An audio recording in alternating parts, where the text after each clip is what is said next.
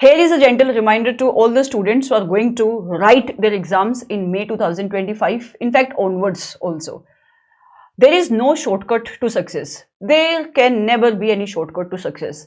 आप जीवन में कितने भी सक्सेसफुल लोगों को उठा के देख लो, जिन्होंने भी कुछ अचीव किया है, इवन आफ्टर मल्टीपल फेलियर्स, उन्होंने भी शॉर्टकट को कभी भी एक तरीका नहीं बताया होगा। उन्होंने हमेशा ये बोला कि मैं फेल हुआ और मैं फिर उठा और फिर मैंने दोबारा से स्क्रैच से पढ़ाई शुरू करी, या स्क्रैच से मैंने वो काम करना शुरू किया, डेडिकेटेडली वो काम किया, डिसिप्लिन मैंने मेंटेन किया, मैंने अपनी कमियों को देखा और मैंने इंप्रूव किया और फिर मैंने सक्सेस को अचीव किया।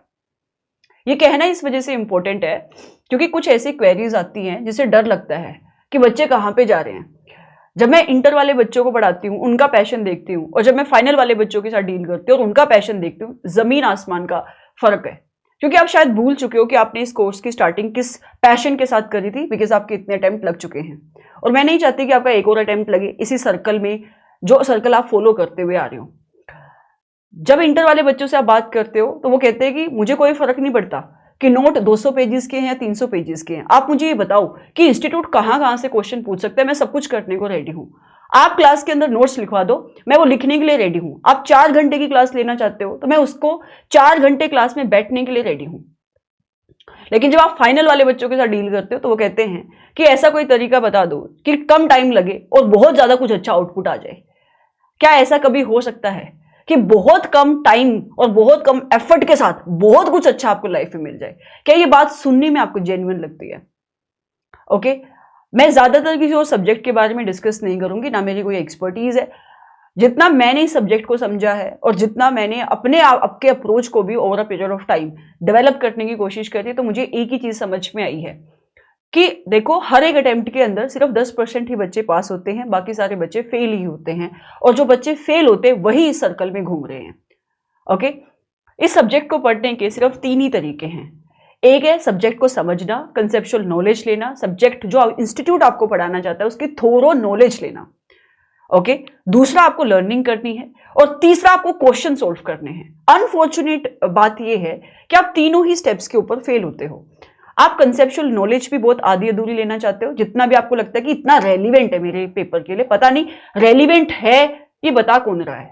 ओके, दूसरा आप लर्निंग भी कम करना चाहते हो क्योंकि वहां पे भी आपको फिर निमोनिक का सहारा लेना है और व्हाटसोएवर, और क्वेश्चंस को तो आप देखना ही नहीं चाहते। आई डोंट नो व्हाई, जबकि रियलिटी ये है कि जब तक आप क्वेश्चन इस सब्जेक्ट के नहीं देखोगे, जब तक आप थोड़ा बहुत लिखना आपको इस सब्जेक्ट का नहीं आएगा, तो आप पेपर नहीं लिख पाओगे। ओके, सो अगर आप तीनों स्टेप्स में से कहीं भी, अभी भी बहुत टाइम है, आप लैक कर रहे हो और आपको ऐसा लगता है कि मैं कुछ भी छोटा मोटा पढ़ के मैं सिर्फ पास होने के लिए जाऊंगा और बाकी 2 जो मेरे पेपर हैं, FR और आपका AFM, वहां पे मैं कंपनसेट कर लूंगा, so this is a very wrong approach.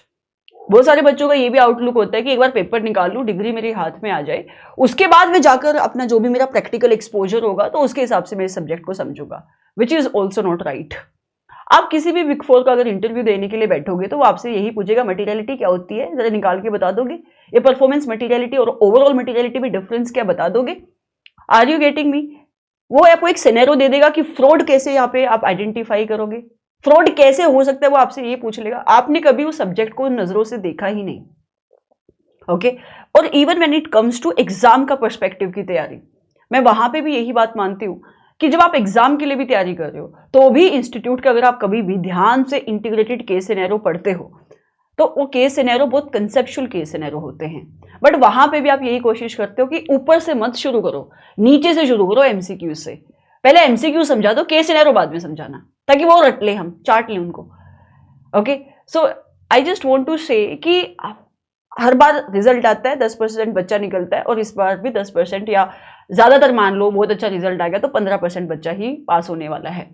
आप फिर से 85% बच्चा उसी साइकिल के अंदर घुसेगा, जब तक वो जो साइकिल अभी तक आप चलता आ रहा है, जो साइकिल आप अभी तक फॉलो करते आ रहे हो। और उसका रीजन क्या है? सेम प्रोसेस, सेम वही चीज आप दोबारा से कर रहे हो। ये कहना बहुत इंपॉर्टेंट है टाइम टू टाइम, क्योंकि जहां तक मैं समझ पाई हूं बच्चे बहुत ज्यादा गलत डायरेक्शन फॉलो करते हैं। आप अपनी वल्नरेबिलिटी के ऊपर एक्ट करने देते हो चीजों को, which is very wrong. You need to work on yourself. You need to understand where are you lacking as a student. You can't follow any whatsoever so called strategy videos जो generally बनाई गई हैं और सबके लिए बनाई गई हैं। वो सिर्फ एक गाइडेंस होती है, उनको आप ब्लाइंडली ट्रस्ट नहीं कर सकते। आप किसी भी चीज को ब्लाइंडली ट्रस्ट नहीं कर सकते। आप सिर्फ एक ही चीज के ऊपर भरोसा कर सकते हो, जो आईसीआई का मटेरियल है और जो आपकी नॉलेज है, जो आपकी हार्डवर्क है। क्योंकि अगर आप हार्डवर्क करते हो तो फिर आपको रिजल्ट मिलता ही मिलता है। और अगर आपको लगता है कि कोई शॉर्टकट से मैं पास हो जाऊंगा, वो प्रोबेबिलिटी है पास होने की बस। और प्रोबेबिलिटी, जब आप ऐसी प्रोबेबिलिटी के साथ आगे बढ़ते हो तो उसके अंदर फेल होने की प्रोबेबिलिटी बहुत ज्यादा है। आप अगर अटेम्प्ट के अंदर अटके हुए हो तो यही आपका रीजन है। अभी आपको ये चीज अच्छी लगती तो बहुत अच्छी बात है, नहीं अच्छी लगती तो फिर आप उसी प्रोसेस में फंसे रहो, क्या कर सकते हैं अभी। ठीक है, तो ये बात मैंने इस वजह से बोली क्योंकि मेरे खुद के बच्चे जो मेरा बैच बाय कर रहे हैं, उनके पास बुक जा रही है तो कहते हैं 500 पेजेस की बुक, 400 पेजेस की बुक, इसको हम कैसे पढ़े? कैसे पढ़े मतलब क्या? जैसे बाकी सब्जेक्ट पढ़ रहे हो वैसे पढ़ो। तुम्हें पास होने के लिए श्योरिटी चाहिए ना, तो तुम नॉलेज लेके जाओ ना।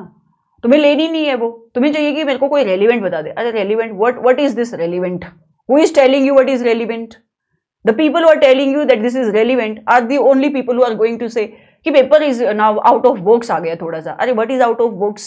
तुम्हारे बॉक्स में वो चीज ही नहीं है। Okay, so yeah, so it's very important for you to understand कि कोई भी चीज प्लीज आप मत फॉलो करो ऐसे ब्लाइंडली। इधर हम कोशिश कर रहे हैं कि प्रोनाउंसमेंट से भी क्वेश्चन करा दे, ओल्ड सिलेबस की प्रैक्टिस मैनुअल से भी क्वेश्चन करा दे, ताकि जो बच्चा जेन्युइनली करना चाह रहा है वो हर एक तरीके से पढ़ ले। उधर तुम कोशिश कर रहे हो कि कोई मुझे टॉप 100 क्वेश्चन बता दे, टॉप 50 क्वेश्चन बता दे, टॉप 20 कंसेप्ट बता दे। वो सब बाद की बात है जब तुमसे कुछ नहीं हो पा रहा। अभी तो बहुत टाइम बचा हुआ है ना। जितना जल्दी समझ जाओगे उतना तुम्हारे लिए फायदेमंद होगा। बाकी किसी को कोई फर्क नहीं पड़ता तुम्हारे पास होने से, तुम्हारे फेल होने से। तुम जाओगे, दूसरा ब्लॉट आएगा बैच। ये बिजनेस है जो चल रहा है, तुम्हारे साथ भी चलेगा, तुम्हारे बाद भी चलेगा। Okay, thank you so much.